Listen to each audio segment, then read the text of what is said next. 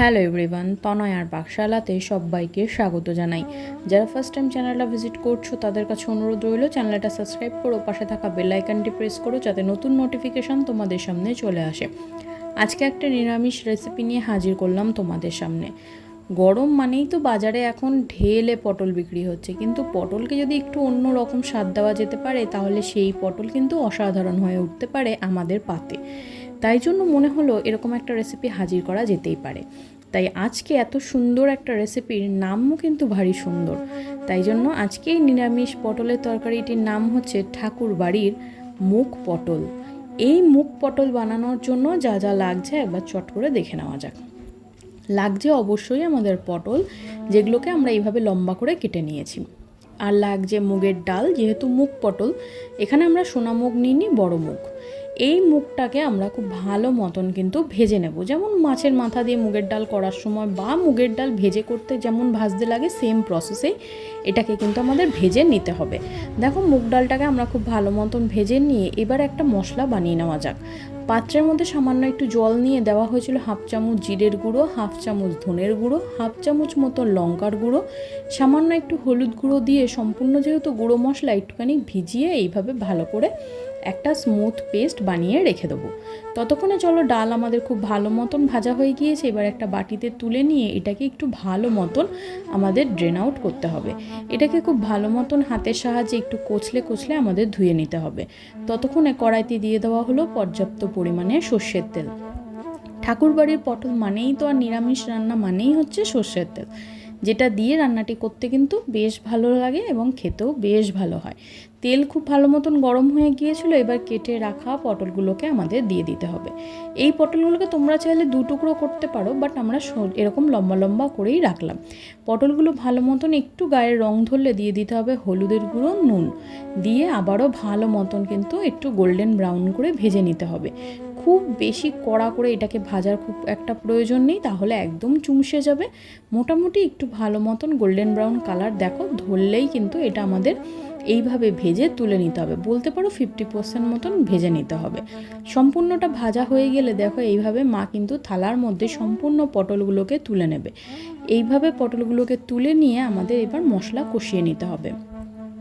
ওই তেলের মধ্যে দিয়ে দেওয়া হলো ফোড়নে গোটা গরম মশলা, দারচিনি, লবঙ্গ, এলাচ, শুকনো লঙ্কা আর কিছুটা তেজপাতা দিয়ে খুব ভালো মতো নাড়িয়ে চাড়িয়ে যখন এখান দিয়ে সুন্দর গন্ধ ছাড়বে তখন এইভাবে গ্রেট করে রাখা 1 চামচ মতন আদা বাটা এখানে আমরা অ্যাড করব।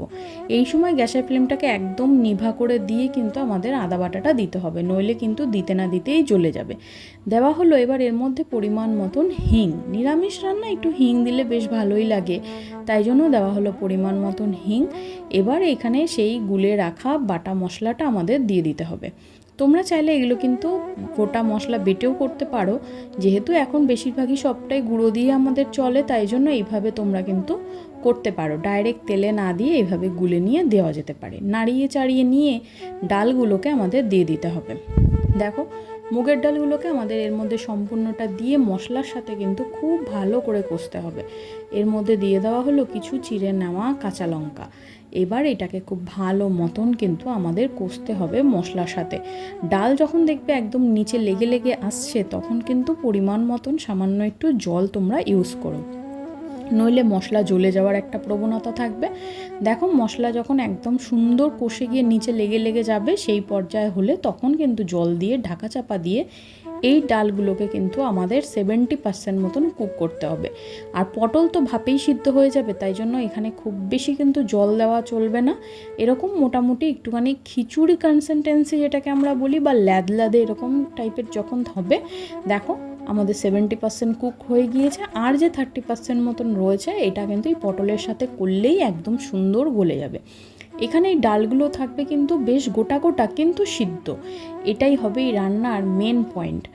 দেখো, এবার ভালো করে আবারও কষিয়ে নিতে হবে এই পটল আর এই ডাল।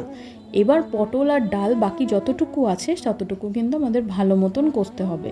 দিয়ে দেওয়া হলো পরিমাণ মতন নুন, এখানে যে যেরকম খাও সে সেই অনুযায়ী দিও। একেবারেই দিয়ে দেওয়া হলো পরিমাণ মতন চিনি। তোমরা বলতে পারো ডাল তো এখনো সিদ্ধ হয়নি, তাহলে এখন চিনি দিলে কি সিদ্ধ হবে? এই চিনি দিয়েও যতটুকু সিদ্ধ হতে হবে ততটুকু হয়েই যাবে। এটা আর কোনোভাবেই চিনির দ্বারা আর আটকাবে না। দেখো আবারও ভালো করে এইভাবে নাড়িয়ে চাড়িয়ে নিয়ে আমাদের এর মধ্যে দিয়ে দিতে হবে পরিমাণ মতন দুধ।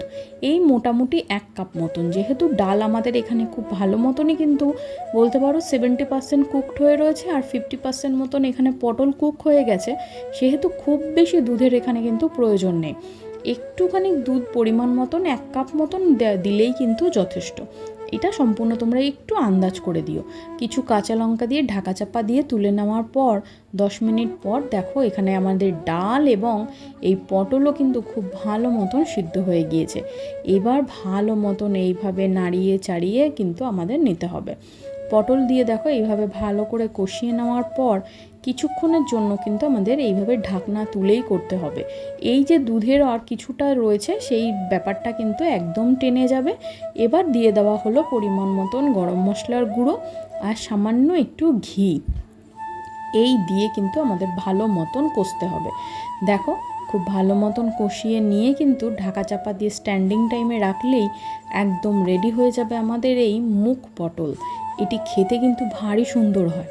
আর যদি এটাকে তোমরা রুটি দিয়ে খেতে চাও খেতে পারো, বাট ভাতের সাথে কিন্তু অসাধারণ একটা কম্বিনেশন তৈরি করে। দেখো ডালগুলো কিন্তু ভেঙেও যায়নি পুরো, আবার গলেও একদম ঘেটে যায়নি, বেশ ডালগুলো গোটা গোটা রয়েছে। ঢাকা চাপা দিয়ে যে বললাম স্ট্যান্ডিং টাইমে রাখলেই যথেষ্ট। দেখো ঠিক এই রকম আসবে কিন্তু এই রান্নাটি। সাইড দিয়ে কিন্তু পরিমাণ মতন তেলও রিলিজ করেছে। বাড়িতে আত্মীয় স্বজন আসলে হাইলি একবার রিকমেন্ড করলাম তাদেরকে খাইয়ে দেখিও, আর বলো যে অবশ্যই যেন খাওয়ার পর রেসিপিটি তারাও যেন রান্না করে। ভালো লাগলে কমেন্ট সেকশন খোলা রইল, জানিও, লাইক করো, শেয়ার করো, কমেন্ট করো। দেখা হচ্ছে আরও একটা রেসিপির সাথে। আমি আর আমার মা ফিরে আসছি। তাই আজকের এই সুন্দর রেসিপিটি তোমাদের কেমন লাগলো জানিও।